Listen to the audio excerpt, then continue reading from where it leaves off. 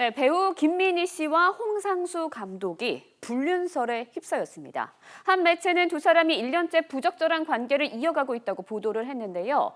두 사람의 나이 차이는 무려 22살입니다. 그리고 홍 감독은 대학생 딸이 있는 유부남입니다.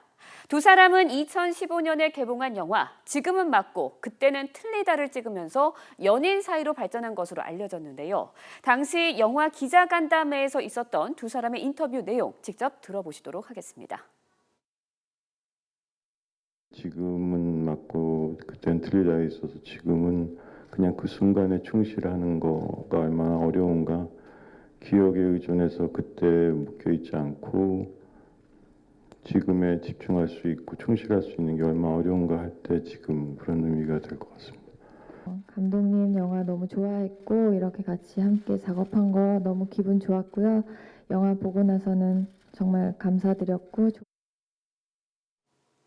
네, 현재 김민희 씨와 홍 감독 측은 어떤 입장도 내놓지 않고 있고 연락도 닿지 않고 있는 상태라고 하는데요. 불륜설의 진실 무엇일까요? 지금 함께 이야기 나눠보도록 하겠습니다. 여기에서 개념 정리가 좀 필요할 것 같습니다. 지금 류지연 앵커가 불륜설 얘기했는데 연애설과 불륜설의 차이가 뭡니까? 홍 기자님. 네, 일단 두 사람이 다 그 사랑을 자유롭게 할 수 있는 상태가 아니죠. 예. 두 사람 중에 한 사람이 지금 기혼자입니다. 예. 그렇기 때문에 이제 윤리에 어긋나는 열애설이 아니라 불륜설이라는 말이 맞습니다. 그러니까 이 결혼 안 한 사람들끼리는 열애설인데 한 사람이 결혼을 했기 때문에 불륜설이다. 그죠? 네, 맞습니다. 지금 이 불륜설이 나온 지 솔직히 좀 오래됐죠. 맞습니다. 사실 뭐 영화 기자들, 영화 관계자들, 뭐 연예 기자들 사실 많이 알고 있었고요. 그럼에도 불구하고 좀 쉬쉬한 측면이 있었던 게 사실입니다. 왜 쉬쉬했죠?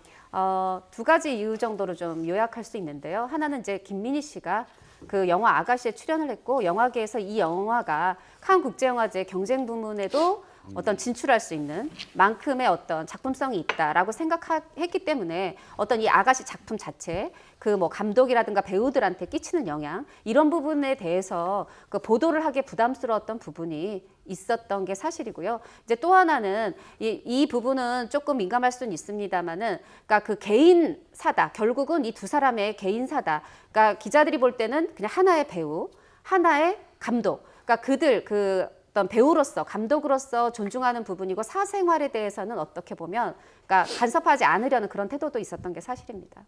근데 왜 지금 보도가 나왔죠? 제가 보기에는 그 매체도 굉장히 그 보도 시기를 조율을 했을 거라고 생각이 들고요. 아가씨가 어느 정도 개봉을 하고 이제 막바지에 이르렀다는 판단. 그래서 지금 보도하더라도 어떻게 보면 피해를 좀 영화 산업에 대한 피해를 줄일 수 있는 시점이라고 생각해서 지금 보도를 했으리라고 짐작합니다. 깐느에도 같이 간 모양이더라고요. 그렇죠. 갔는데 그때 뭐 같이 갔다가 입고 갈 때도 사실 같이 오는 게 되게 걸렸었거든요. 그렇기 때문에 여러 사람들이 이제 기자들이나 사실 얘기를 하고 저도 뭐 이런 얘기를 사실 들었었습니다. 뭐 저는 기자는 아니지만. 근데 보도가 이제 됐는 건 아마 좀 홍 기자님 말씀처럼 이제 좀 괜찮다고 봐서 시기를 조율하다가 나온 걸로 보이고 뭐 저는 이렇게 생각합니다. 사랑은 할 수가 있죠. 할 수 있는데 좀 최초 말한 것처럼 그럼 이혼을 하고 사랑을 해야죠. 뭐 그런 부분은 결국은 대중들이 이제 지탄할 것 같고 뭐 제자리 돌아가라고 지금 다 얘기를 하고 있는 것 같습니다. 네, 그 두 사람의 칸 동반 입국은 아가씨 팀이 이틀에 걸쳐서 나눠서 출국을 했습니다. 근데 이 홍상수 감독과 김민희는 한 그들보다 이틀 앞서서 먼저 출국을 했어요. 근데 또 이 과정에는 그 홍상수 감독과 김민희의 두 번째 그러니까 정확히 말하면 세 번째 영화의 협업이 또 있는데요. 그러니까 이번에 홍상수 감독이 이자벨 위페르라는 프랑스 여배우와 함께 작업을 하면서 그 프랑스 촬영이 예정돼 있어서 그 촬영 스태프 워낙에 소규모로 촬영하다 보니까 한 5~6명하고 함께 출국을 했고 여기에 특별 출연을 하는 김민희 씨가 그래서 이제 다른 아가씨 팀보다 먼저 출국을 하면서 같이 이제 비행기에 나란히 그 앉아있던 모습이 목격되기도 했었죠. 근데 그 영화에서 김민희 씨가 홍상수 감독의 뮤즈 역할을 했다는 얘기는 뮤즈가 무슨 역할을 했다는 네, 이게 거예요? 이제 그리스 신화에서 나오는 얘기 아닙니까? 그러니까 학문과 예술의 신인데 어떤 시인이라든가 이런 예술인들한테 영감을 불어 넣어주는 어떤 그런 존재라는 그런 뜻인데요. 물론 이제 신화 속에서는 한 뭐 9명 정도로 나눠져 있기도 하지만, 그러니까 이 결국은 그러니까 첫 번째, 지금은 맞고 그때는 틀리다. 그게 첫 번째 작품이고요. 강원도에서 촬영이 된 아직 이제 관객들을 못 만난 촬영만 진행된 그 2편격인 그게 두 번째 작품이고, 요번에 이제 특별 출연하는 프랑스에서 촬영했다는 그 영화가 세 번째 작품인데, 연이어 촬영하면서 이제 그 어떤 뮤즈라는 명칭을 얻게 됐는데, 사실은 그 이전에도 홍상수 감독의 뮤즈는 많았습니다. 어떻게 보면 계속 변해왔고요. 최근작들의 뮤즈라고 어떤 영감을 준 그 뮤즈라고 할 수 있는데, 그런 부분이 지금은 맞고 그때는 틀리다를 보면 그 주인공이 영화 감독입니다. 마치 지금 상황이 이렇게 불륜설이 터지고 보니 그 영화 속에서 감독이 하는 말들이 마치 본인의 상황, 그 여배우에 대한 고백, 이런 부분과 이제 오버랩 되지 않느냐라는 해석이 제기되면서 더욱더 뮤즈로 떠올랐습니다. 저는 하나 안타까운 게, 이분들의 사랑이 만약 진실이라면은 그런 사건들 생각나요. 브란젤리나 커플, 뭐 설경구 커플, 이렇게 생각이 나는데 누군가의 아픔을 전제로 하는 거잖아요. 그래서 꼭 이렇게 사랑을 해야 하는가라는 부분에서 너무나 씁쓸한 감정이 좀 남습니다.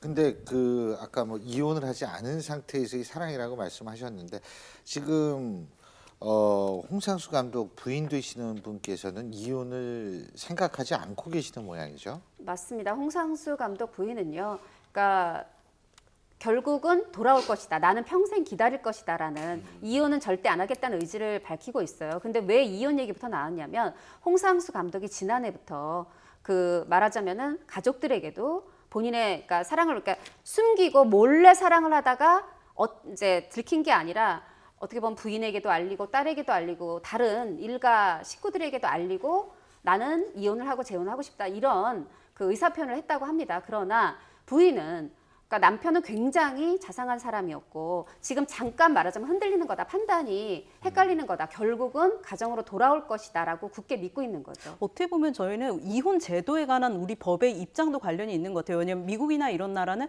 파탄된 상태가 있으면 뭐 이혼이 가능한데, 우리나라는 지금처럼 어떻게 보면 파탄이 되고 있다고 하더라도 유책이 있는 배우자잖아요. 그래서 책임은 이혼이 누가 있느냐가 이제 예, 중요한 이제 거죠. 그게 핵심이긴 한데, 그래서 좀 우리나라 제도의 맹점 부분도 하지만 생각이 이런 나네요. 경우에 있어서는 사실 부인 되시는 분께서는 굉장히 다행일 저도 수 있죠. 헌신적이신 그렇죠. 부인으로 알고 있거든요. 그러니까 결국은 이런 지금 저도 파탄주의, 유책주의 얘기를 하고 있는데, 미국 같으면 어떠냐면 모든 걸 다 털고 나옵니다.